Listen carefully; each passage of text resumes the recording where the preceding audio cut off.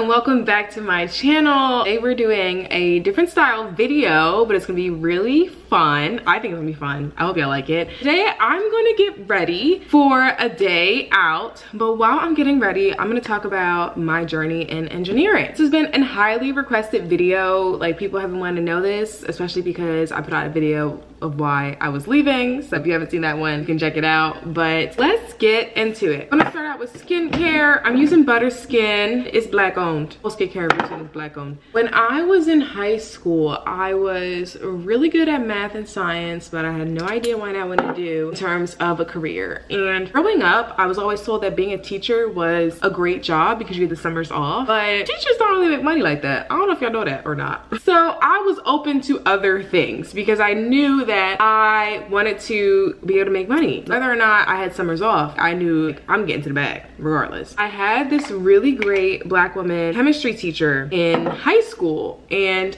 I loved chemistry. I was in AP chemistry and I loved it so much. Like, that was my class that I would stay after school for to do like extra experiments. Just loved it so much. And she was my girl. She was literally my #1 cheerleader, and I'm still in touch with her to this day. I'll send her an updated email every now and again. That was my girl. So we had a talk and she was like, I pursued chemical engineering and I ended up switching to chemistry, but you have what it takes to be a chemical engineer. First of all, y'all, just having this conversation with a trusted mentor, it really built my confidence so much because I knew I was good at math and science, but I didn't think I could make a career out of it, you know? For someone that I looked up to tell me that, but it's just so encouraging. So I was like, okay, well, she says that I can do it, so I'm gonna do it. I'm just gonna go after it. I also played field hockey in college, and when I was in high school, I knew I wanted to play field hockey in college, right? Like, I knew that was gonna be a thing.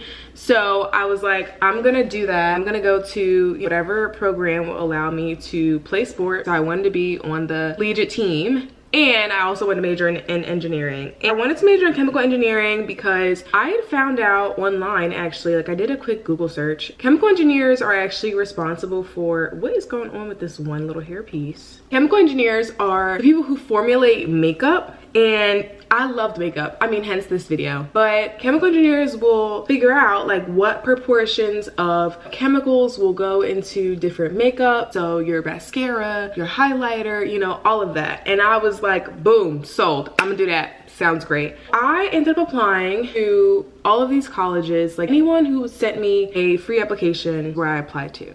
Now, in hindsight, it allowed me to have a lot of exposure to different colleges and universities. And as someone who didn't have anyone older than me in college, first gen, so I didn't really have too many people to ask for advice for this. So I was just like, they give me an application, I'm gonna fill it out and send it in. It is what it is, whatever. However, I did have other schools that I actually did want to apply to, either for engineering program specifically or for field hockey. And in terms of field hockey, I had a really great coach too at my high school. He was super encouraging as well. I had some really great mentors back in the day. That changes later on, so don't get too excited. I guess the people that really shaped who I became as a teenager were so incredible. So incredible. Anywho, so this coach, she had gone to a university that was near our high school. It was about 40 minutes away, and she raved about it all the time. And she knew people that worked there, and she also knew people that were in the engineering department and like applied within engineering. So I was like, you know, I'm gonna keep it back in my mind, but I don't really know if I'm gonna go there or not, whatever. Fast forward to my senior year, I had no idea what college I was gonna go to, and I also wasn't committed to anywhere, which is unusual if you are an athlete. You typically know you're gonna go, honestly, by your junior year. Sometimes even freshmen will commit, which I think is a little much. I wasn't committed to anywhere. I didn't know where I'm gonna go, and also I really didn't have money to pay for college. So like, that was a big deal. During my senior year, like very early on, one of my coaches came to take me on a tour of the university that I ended up going to. So spoiler alert, sorry. But she took me on a tour. I was like, okay, I really like this engineering school, but I want to get on the field hockey team. I want to do that too. So I just could not get in touch with the coach. And it was also really early on the season, right? I didn't have any games to really show my skills. And I also wasn't really playing off season that much because I knew I was going to go to college soon. So that was also poor planning on my part. I waited to the end of the season, y'all. I waited to the end of the season, and I did put in the free applications, but the applications that I had to pay for, I really didn't put in that many because I was like, I don't know where I want to go. Long story short, I ended up getting in touch with the coach after I was invited to a bunch of honors games for the good players in the area. So I did a few of those games. I got invited out to a bunch of recruit events, and basically everywhere that I was being recruited for field hockey were smaller D1 schools, but they were not gonna allow me to major in engineering. And that was a big no for me. I was like, if I can't do what I wanna do career-wise, like I'm not gonna go to this school. So a lot of coaches would try to convince me to change my major to something that was just different, either like biology or chemistry or something. I was like, no girl, I don't wanna do that. I decided, and this is the last school that I visited, I decided to go on a recruit tour to Rowan University. I think I met like 3 people from the team or something. I immediately loved the campus. Like, this is the campus for me. I love it so much. Like, they also are gonna allow me to be an engineer, so I'm gonna do it. Now, the only problem was I had applied to the school, but I didn't get in the engineering program. The coach at the time was like, hey, we're gonna resubmit your application as undecided, and when you get here, you can then just transfer into the engineering program. I was like, bet girl, thanks for looking out. I signed my life away on those student loans, and I went to school at Rowan University. I played field hockey the first year. I played field hockey all 4 years, but I was playing field hockey, and the engineering program at Rowan University was super competitive. Specifically wanted to keep the classes small, so they would only accept like 30 people, maybe 40 every single year into the program, and they would keep it at that. So if you wanted to get in, someone had to get out. It was the only program that you couldn't transfer into. Like, you had to go through a separate process to be accepted into the program. And if you were already at the school and you wanted to transfer into the engineering program, you had to wait a full year before you could transfer the program. Basically, I was taking all of the classes as the engineers, but as an undecided major, and I had to wait to the end of the year to see who was gonna get kicked out so that I could get in. Let me tell y'all, it was a hot mess. So first of all, the engineers I took classes with were so full of themselves. Oh my gosh. I am delusional. I am full of myself. I will admit that. These people, oh child, it was crazy. So one, they would make fun of me, just look down on people who weren't engineering majors. Even if you were in like another science major, it was like frowned upon or whatever. So it would be like that kind of riff. And then if you performed better than them, right, because people would ask what your grades were, then they would look at you like you were crazy. Basically, at the end of the year, I think I had a 3.5, and anyone who was already in the engineering program that was less than 3.0 was on probation or gonna get kicked out. I was just waiting to see who's gonna get kicked out so I could take their spot. Somebody gotta go. If that's the rule, somebody has to go, but it ain't gonna be me. After 1 year, I reapplied to the program. My coach also signs off on it, right? She's like, India has done everything. She has the grades. I had to get letters of rec too, just for the application, like all of it. Comes back that I don't get in the program. So this is now the second time that I've been denied from this program. So my coach is like, okay, we're gonna talk to somebody. We're gonna figure this out because you have everything on paper, and they did actually kick people out of the program who were in that academic probation. I was like, why didn't I get in? So basically, we have a bunch of meetings. I had a meeting with the dean. I had a meeting with the athletic advisor. So we had a separate advisor for athletes, and he was there, and he was like, I don't understand, what's the problem? So they were like, well, you know, we're trying to cut down on the chemical engineering program, but do have way more open spots in the biomedical engineering program. They were like, if you want, we can put you in that program, but otherwise you can't get into chemical engineering. After that meeting, my coach was like, you got some decisions to make. Figure out if this is something you want to do with your life. Y'all, I had never in my life heard of biomedical engineering. I was like, what does that even mean? And she was like, I don't know, I thought you knew. We were super confused. We were like, what even is this? I just used e.l.f. Cosmetics foundation. This is my go-to. I love this girl.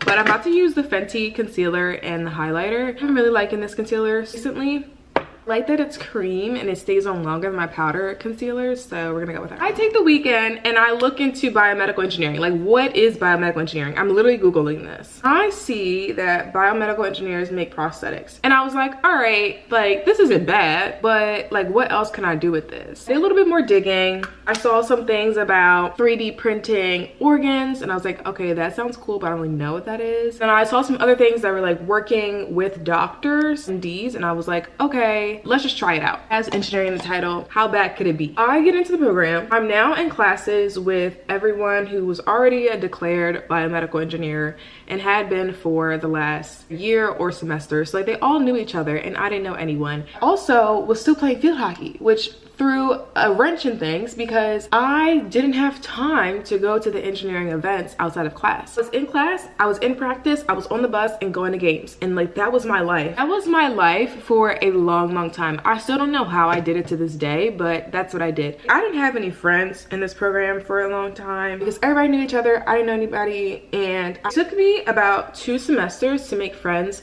with a group of girls who also didn't really know anyone but would like try to make friends with people and like just didn't really find the right fit. We were basically the misfits of the major and we found each other. We would do homework together and those are my friends in classes. The thing is, I didn't actually like biomedical engineering when I started. I was like, this is really boring. I don't know if I'm gonna go through with this. Why are people even interested in this? Like what else is there even else to do? I was just like so not into it. By the time I was in my junior year, I was looking for another major. I was like, I need to do something else because this is just quite frankly boring. I'm not into it. She's not that girl. I'm looking for other majors. I was also dating this guy at the time. He was a year older than me, so he was actually looking to go into graduate school. I didn't understand anything about graduate school. I had no idea what it was. I was literally just focused on finding a career that I thought was interesting because again, I was not at all enthused about biomedical engineering. He was also a scientist, so he would actually talk to me about the different research that he was doing, the research projects that other people he knew were working on. I was like, well, those things sound really interesting, but what am I doing over here? Like, this doesn't make any sense. Come to find out, this is the matchstick in Truffle Sparkle. I haven't really worn this that often. I kind of like it's like really coppery and I'm starting to get tan from being here in LA, so I don't think it's gonna work out today. Anyway, so he starts telling me about his research and I was like, okay, that sounds interesting, but like, how do I get involved? At the end of my junior year, I was taking this class and it was revolved around research and I was really bad at it. I was really bad at the class. I was so bad at this class. I had to design a hip implant. I had to design it using this program called SolidWorks. I didn't know how to use it. No one gave me a rundown. I did not know how to use this program. So I was so bad at it and everyone else on my team just really good at like figuring out how to do it. But again, I was still playing field hockey, right? So I was like going from practice to class to projects to research to all this stuff. And I was also working too. Let's not forget that because girl had to make money so she could pay her rent because I was living off campus by this point. I was a very busy girl. I had a lot of responsibilities. I was like, how am I gonna make this work? Either I'm gonna change my major or I'm gonna find something within this major that is still interesting to me and that I still like. In this class, it took me so long to get the hang of things. Like it took me an entire semester to learn how to use the program. I'm not even kidding. Once I learned that program, ooh, I was unstoppable. You couldn't tell me nothing. I knew how to do everything. At that point, I knew how to write lab reports. I knew how to make poster presentations. I knew how to make oral presentations. And I could explain the topic to anyone as long as I knew how to make the figure and make like the shape that we were doing. I was also 3D printing at the time. So like I was really getting in the groove and I was like, okay, like I understand how this project goes. Like I understand how to do this. A research advisor that I was working under, he was an orthopedic surgeon by trade. So it took me a long time just to get used to the language that he used because he used a lot of medical terminology that I just didn't know. Like I was in engineering world, learning all that stuff and trying to keep up with everything else that's going on in my life. And he's talking to me about the medial whatever, and I was like, sir, English, please, English. We finally get over this translation barrier and I start working on the project. I'm doing really well. I'm now outperforming the other guys in my team, which I love that because I was the only girl, so I was holding it down real hard. I find out that there's another girl that's working under him that's going to be working for him doing research over the summer, and I was like, bet, I want to do that. And I asked him about it every single day for several weeks. Hey, can I work with you? Can I do research with you? Can I do research with you? And he finally cracked. It was like, okay, fine, you can work for me. The summer before my senior year, I did research. I love that job so much. Oh my gosh, it was so good. First of all, it was not your regular research job. It was not what you're thinking. What I would do is run simulations online. So everything was based on the computer and mathematical modeling. Essentially, I would create a design. I would run these simulations in the background, and I will also run 3D printing on the side and analyze that data. Take take cool pictures, you know, make like the abstracts and do stuff like that. But it was not your typical scientist job, mainly because me and the other girl that was working there were the only two people working there. So we made up what we did every single day. For his first students, we were just doing whatever we wanted to do. I took vacations all the time. I would come to work in dresses and skirts and open-toed shoes, which is not a thing in science or in science labs. Also, he had a ton of funding. I'm gonna go over this again because I feel like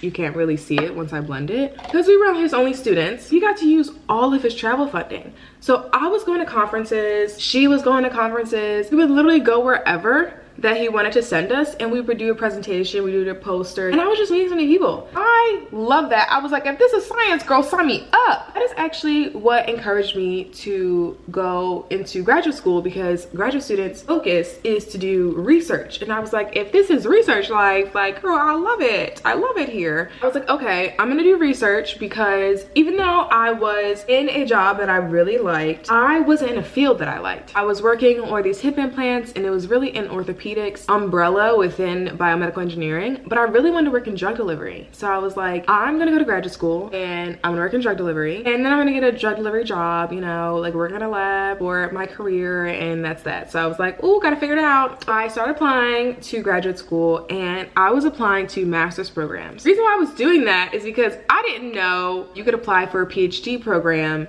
and get your master's for free. I was applying for master's programs. I was about to spend like $500, I think, on applications, until one teacher told me, actually, don't do that. You have the requirements, can fit a PhD, so apply for the PhD, then just get the master's and you can leave. People do this all the time, by the way, so it wasn't like crazy for me to try this out. I was like, I'm gonna do it. I changed all my master's applications to PhD applications, and I started applying, and I don't hear back. If you don't know, the application process is like, you basically apply and then they invite you to a welcome weekend or a recruit weekend, and you essentially get to know the department and the advisors and the research opportunities that are available. Learn about you, you learn about them. After the weekend, you then find out if you got accepted into the program. I didn't hear back from anybody, and I was super nervous. My GPA was slightly lower. I think by that point it was like a 3.2, and I didn't have that much research experience like usual people. A lot of people that I know that are now in PhD programs had about 3 or 4 years of research, whether it be during the summer or during the school year. They have been working at least 3 different places, or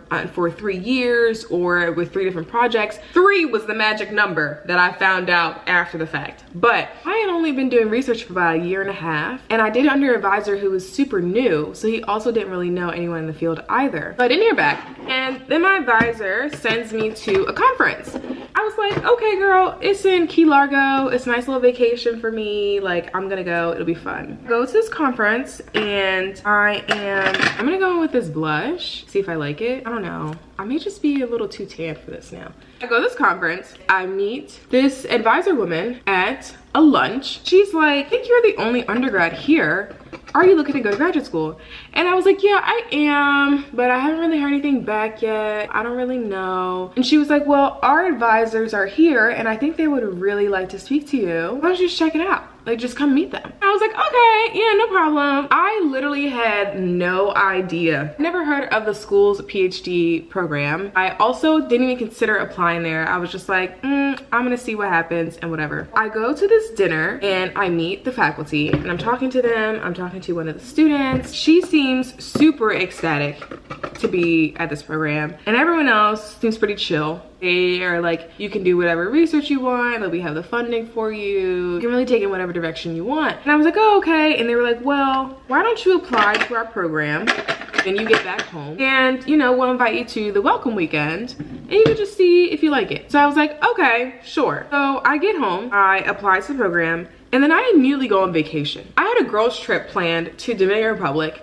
and it was an all-inclusive vacation that we bought. It was like the last, like, you know, huzzah before we graduated. I was just worried about getting this flight. But they're emailing back and forth, and they're like, oh, we really need you to send this through.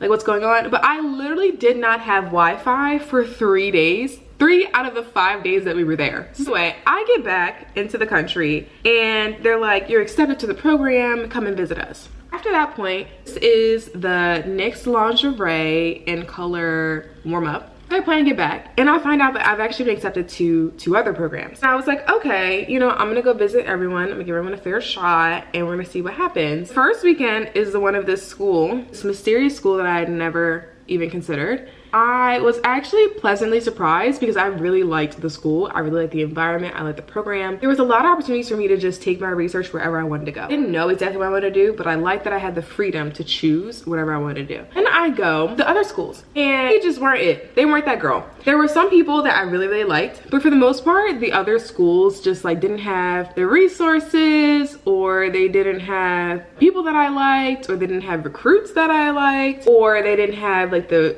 facility to do things, or they just weren't gonna pay me enough money, which by the way, graduate school programs don't pay enough as is, but there were some that were significantly lower than the one I ended up accepting. So I was like, oh, I decided to go to this random school. It was an area that was a regional place to live. I could survive off of the very low stipend. I could also be close to my friends who still lived in New Jersey. I also could do the research that I wanted to do. So I went to school and I was in my 2nd year when the pandemic hit. Before the pandemic hit, y'all, I was working so much. I was working so much. I literally only used my house for the bed to sleep and shower, and I would get up and leave again. I was working nonstop. During the pandemic, like a lot of people, I realized that I wanted to spend my life working. And I also realized that I actually didn't like to work in the lab. My first lab experience, I could wear whatever I want. I could show whenever I want. I still had work to do, but I would typically make it into my own style.